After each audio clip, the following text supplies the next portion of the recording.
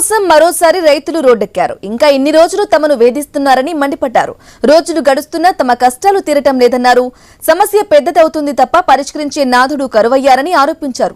సరిపడా యూరియా అందించి తమను కాపాడాలని కోరుతున్నారు. ఇంకెన్ని రోజులు షాపులు, సొసైటీల వద్ద ఎదురు చూడాలని సానం కోల్పోయి అధికారులను ప్రశ్నిస్తున్నారు.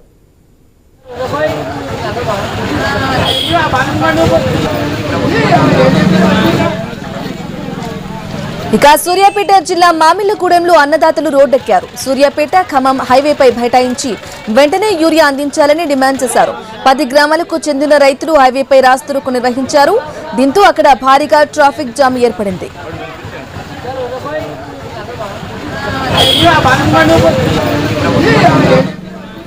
అలాగే యూరియా కోసం రైతులు ఘర్షణ పడి తోపులాటకు దిగిన అంశం భద్రాద్రి కొత్తగూడెం జిల్లాలో తీవ్ర ఉద్రిక్తతకు దారితీసింది.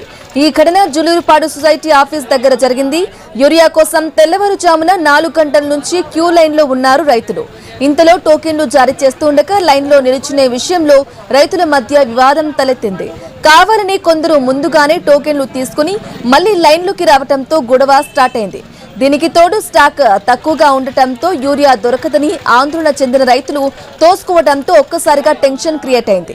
ఇక పోలీసులు జోక్యం చేసుకుని సర్ది చెప్పడంతో శాంతించారు రైతులు.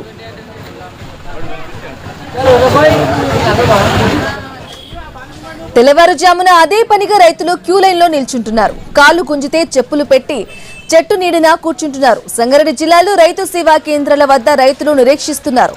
చౌటుకూరు మండల కేంద్రంలో రైతు సేవా కేంద్రానికి యూరియా లోడుతో ఓ లారీ వచ్చింది. దీంతో అక్కడ వారు ఊరట చెందారు. బస్తాల డంపింగ్ తర్వాత అందరికీ పంపిణీ చేస్తామని అధికారులు చెప్పారు.